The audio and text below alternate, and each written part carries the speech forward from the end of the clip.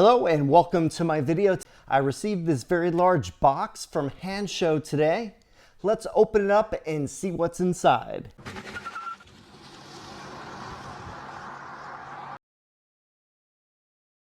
Got another box inside that. All right, so this first piece here, and we got two more pieces. I'll tell you what these are in a little bit. Inside this bag, we have the refrigerator itself. There are two handles right here. I'm going to remove it from the box so we get a closer look. That's it. I don't see anything else in the box. Here I have the refrigerator. I moved it around so you can see it easier. There's an LCD panel right here under this protective plastic. And we have two handles right here so you can lift it up. These are kind of like rubber and metal, so they seem pretty sturdy. Here's a close-up of one of the carrying handles. It's really nicely made. You can see it has like little grips underneath, and it is metal that runs through it with a metal clasps at the end. And yeah, I think it's really nice quality here. Also, I want to mention the surface has a matte texture to it. It's nice to the touch.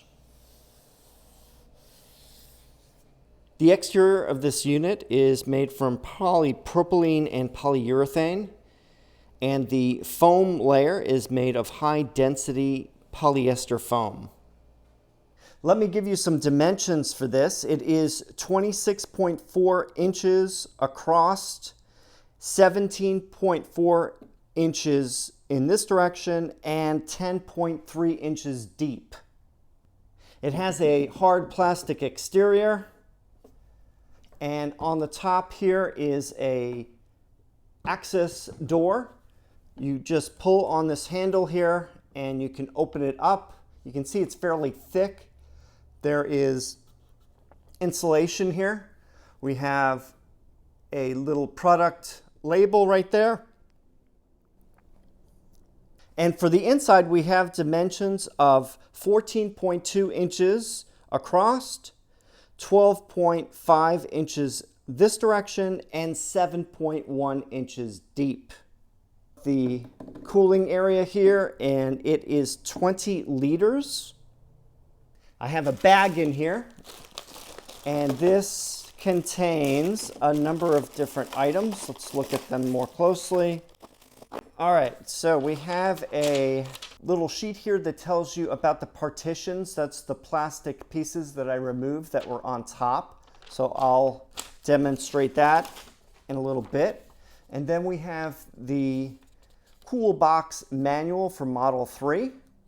It is model number T3-01. So this gives a full explanation of the product. A lot of caution pages here. Functions, it explains the display. We have the button settings, operation, using the app. There is a phone app that you can use with this. Instructions for defrost, cleaning and maintenance, troubleshooting, etc. So there's the user manual. Here we have a DC adapter, and this works from 12 to 24 volts. This plugs into the 12-volt power port on many cars, including the Tesla Model 3 has one of these in the center console, and then this end gets attached to the refrigerator itself. And it's got a plenty long enough cable here to reach. In addition, let's open this box up. This is an AC adapter, and we have the cord, and then this plugs into a regular NEMA 515 outlet, and then this end plugs into the refrigerator itself.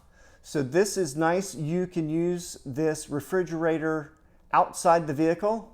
You can use it at home or when you're traveling outside. Very convenient. Talking about electricity, this is supposed to have low voltage protection built in. It's supposed to have pretty good energy usage with low consumption. And that's about it for this inside area here. I'll close this. And then you pull on the handle, locks it into place. I'm going to move this around a little bit so you can see some other details here. There are some vents for ventilation on this side. It's shaped to fit inside the subfloor trunk area of the Model 3. More ventilation on the top here. This little indentation here is where the plug goes in. So let me show you that. There you go. Also has a fuse here in case there's an issue that can be replaced. More ventilation on the top. And that's about it as far as the exterior goes. Underneath is fairly flat. So that's about it for the exterior. So what I'm going to do now is I'm going to go out to my Model 3 and show you how it fits inside the trunk. Before I forget, I want to talk about the Partition. This is going to replace the partition that is already in the Model 3's trunk area because we need to let ventilation through that area. So this partition has holes in it to allow airflow. So I'm going to orientate this so that the handle is right here. And then I have these two sections here. The curved section goes towards the handle. And then what I'm going to do is I'm going to slide it into the opening here.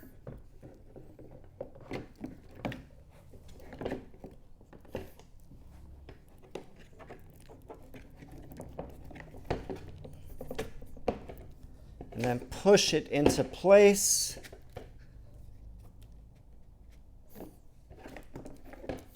May have to tap it.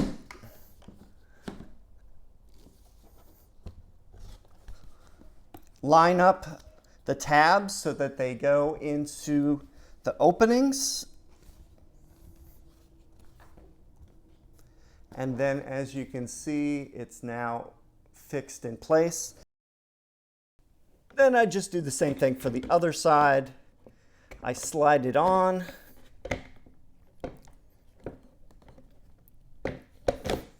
Like that. Make sure it's centered.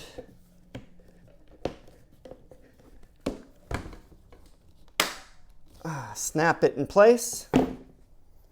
And now we have the partition is all ready to be used. So let's go out to the car and show you how this works. Before I do anything else with the car, I'm going to route the 12-volt power from the center console to the rear of the car. I need to open up the armrest, and then the 12-volt on my 2018 Model 3 is right here. And of course, this is just a temporary installation. This is not going to be kept running full time in the car. Then I could just take this wire and put it in the back. I'm going to route it around this side of the car. So there's a center console on the floor and then through here. So it's fairly out of the way. And then what I can do is push this down a little bit and then close the seat. Locked in place. And now I have the wiring right here. I'll pull this, and as you can see, there is plenty of length here to work with. So I'm just going to put this off to the side right now. And here's a view of the trunk. We have the subfloor panel here. This is what we're going to be taking out. Actually, I could just slide it along here just to get it out of the way so it can stay in the vehicle. Here's the new partition. And as I mentioned, the handle part here goes towards the back of the car, and it will fit inside like this.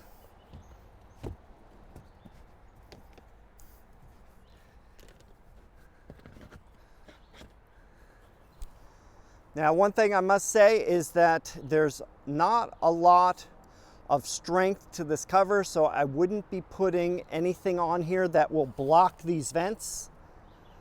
So don't be putting cement blocks on here or anything super heavy.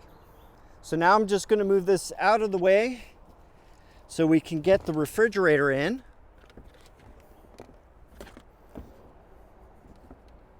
Grabbing both handles of the refrigerator, you're going to place it so that the handle is facing this way as well as the LCD panel. Let's lower it slowly into the opening, and then you can push down. And you know what? I am going to have to remove the floor mat underneath. So I do recommend removing any floor mats that are in there because it could keep this from being fully situated inside the subfloor. So let me try it again. Push down, and it is now in.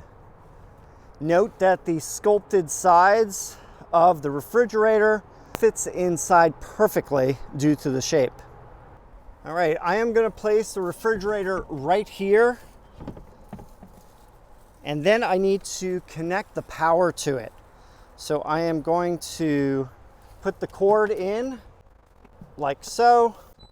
Then I can lower it all the way inside.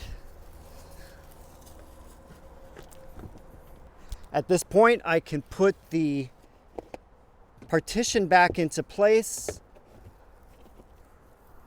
and then just adjust the cord so it is out of the way. I'm finally going to take the protective plastic off of the display here. It is connected to the 12-volt outlet. I am going to press the button and it turns on. For the power button, if you want to turn it on, you need to press it for just about a second or so. Then it turns on. If you want to turn it off, hold it for a few seconds and then let go.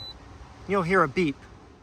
Shows that we're DC power, 14.4 volts, 28C. What I'm gonna do is go into settings. That's showing the max temperature. So you can set the max like that. Then if you hit settings again, it'll save it. So 28C is the current temperature. So holding the settings button down allows you to change between Celsius and Fahrenheit. You'll just press the plus or minus button, and then after a few seconds it will save it. So as you can see, it is currently 82 degrees, and that is the ambient temperature outside. I'm going to run a test now to show how fast it takes to cool down the inside. I'm going to test the refrigerator now with the AC connection. I have it in my house right now. I am going to connect it. Right here. We do have power right now, so I am going to press the power button. Notice that we have very similar voltage that we would have if we were in the car. Currently it's 78 degrees in here, and I am going to set this, let me set this to 32 degrees. Actually, yeah, 32, why not? See how long it takes to get to that. And it is starting up, so I am starting my watch for this. I have my camera going, And I am going to close the lid. It is now sealed.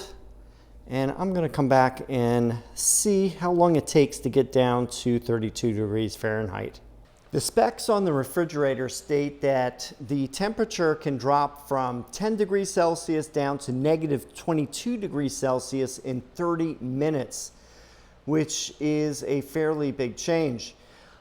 That's equivalent to going from 50 degrees Fahrenheit to negative 7.6 degrees Fahrenheit, which is a 57.6 degree change.